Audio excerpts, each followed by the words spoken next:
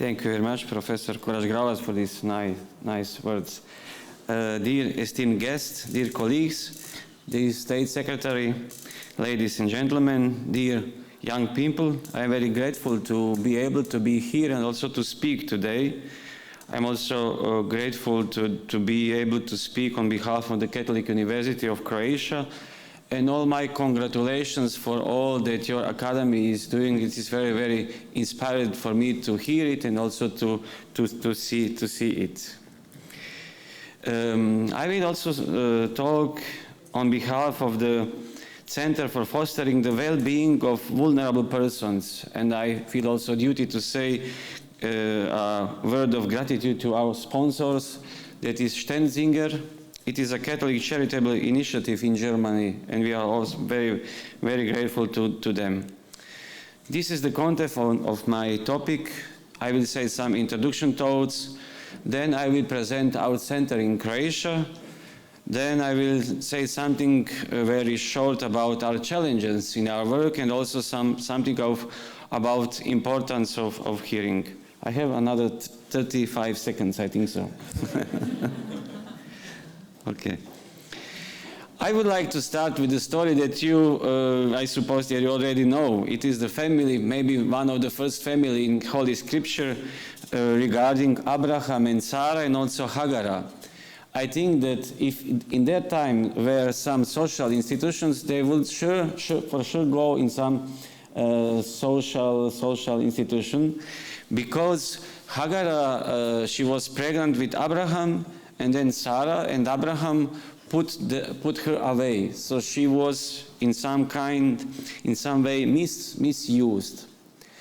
And it is for me also very interesting, and I see in some way also all of us also angels, and we are all angels when we are doing something good for others.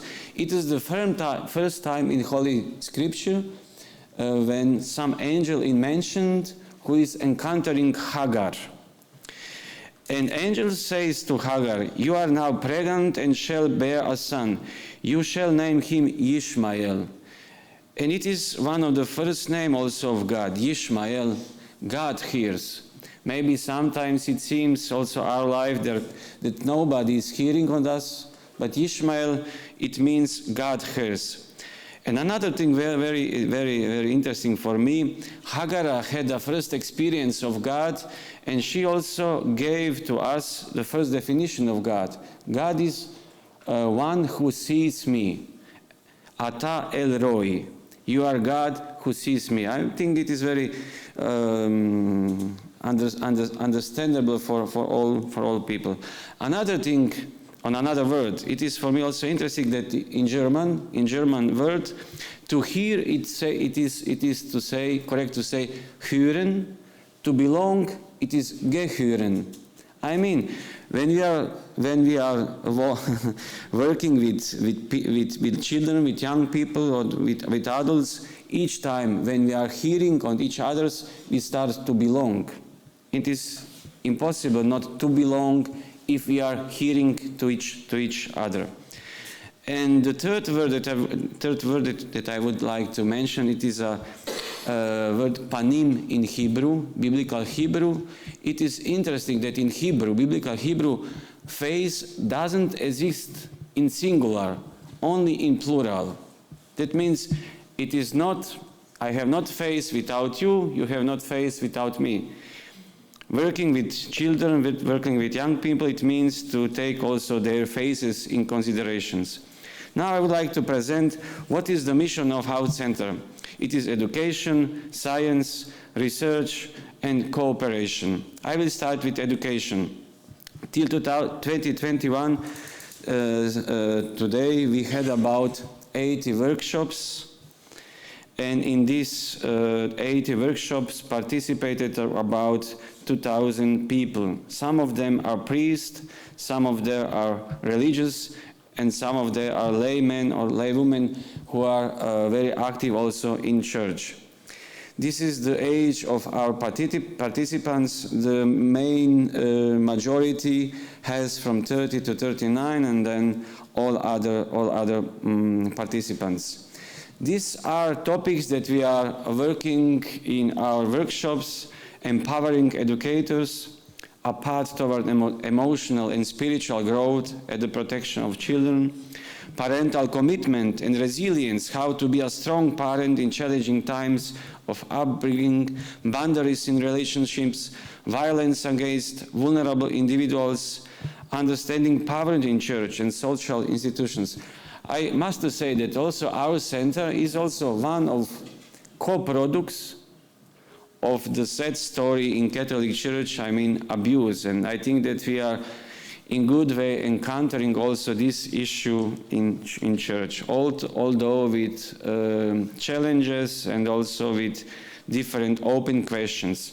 These are also another topics that we are teaching and also having in our workshops.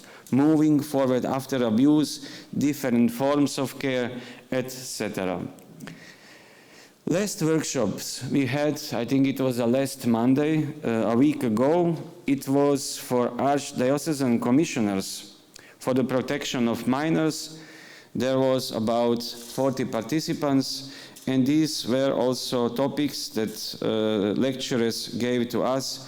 Church as a safe place, abuse and neglect, how recognize it and take action, innovative methods for the protection of children and youth, canonical legal protection of the reputation of the victim and the suspect between justice and prudence. Another point that we are doing in our center, it is science. At the Catholic University since 2021, we are teaching these three subjects: introduction to the protection of welfare of children and vulnerable persons, preventive action aimed at protecting and welfare of vulnerable people, and also empathy and compassion. In each year, we have in media about 100 students at this at all three subjects. This is overview of the subject: introduction to the protection and well-being of children and vulnerable persons. Some of these topics I already mentioned. Some of them are, for example, human dignity. We start with this, an interdisciplinary approach, development of children's rights, etc. Regarding research, I would say that it is our weak point. And I think that this is also an area in which we could certainly improve. At the moment, we are also planning to do some research in concordance with Pater Zollner from the Institute of Anthropology in Rome. The aim is to identify the aspects that facilitate or hinder the introduction and implementation of concrete safeguarding measures. That means we wish to see what is going to help us in safeguarding in church and what hinders us in this area. And I hope that we will do this research in next few months. Cooperation, we cooperate with different institutions. The Croatian Bishops' Conference, then Institute of Anthropology in Rome, universities in Croatia, Catholic primary and secondary schools, public primary and secondary schools, kindergartens, religious communities. We had also different workshops in Serbia, in Bosnia and Montenegro, and about 70 workshops in Croatia. We also collaborate with Croatian Catholic Network and also Croatian Catholic Radio, different NGOs, etc. We have some inviting lectures. This is Professoressa Alessandra Campo, also from Rome. She's one of our guest lecturers that also once per year she has a lecture for us. Our challenges. There are many of them. I will mention only some of them. Connecting the defensive approach with a more empowering and proactive approach to safeguarding. I hope that we are also passing in church from defense to proactive approach regarding safeguarding. And I hope with all difficulties that this will also happen. Creating a culture that listens to children and vulnerable persons and developing measures that genuinely meet the needs of children within the church. Strengthening collaboration and partnership with parents, churches, schools, kindergartens, and other educational institutions. Using regular training to change the mindset within the church so that safeguarding is not approached defensively but proactively. Not only something that we have to do, that we must do, but something that we wish to do for better future of church and for better situation, children and also young people within the church. Our project, this is also one challenge. Our project concludes on February 2027, and it is also a challenge to secure the necessary funding to continue the activities developed so far. I hope that we will find also some ways to keep on also with our mission. I would like also to mention one quote from Martin Schleske from his book Geigenbauer Herztöne. Martin Schleske, in his book Heart Tones, Listening to the Sound of Life, writes the following words. When I listen to music, my head consists only of two enormous ears. Everything in between disappears. Anyone who cannot allow their head with all its habitual thoughts, daydreams, little ideas and worries, at least for a few minutes, to vanish into the sound of music, does not know what it means to listen. Listening is love. Unlike speaking, listening is a radical stepping away from one's own self. Perhaps that is why Shema Israel, Hear, O Israel, the highest commandment of Torah begins with the word hear. Since a year ago, I still thought that the first commandment is to love each other. And then when I read this quotation, I thought, oh, the first commandment is to listen and then to love. And in listening, we are going out from our ideas, our prejudices, to be able to hear, to be able to hear on others. In the underground of Catholic University of Croatia, we have a chapel. And in this chapel, it is this art, I don't know how to say, picture or art, designed through Juro Sedar, and it is Epiphany.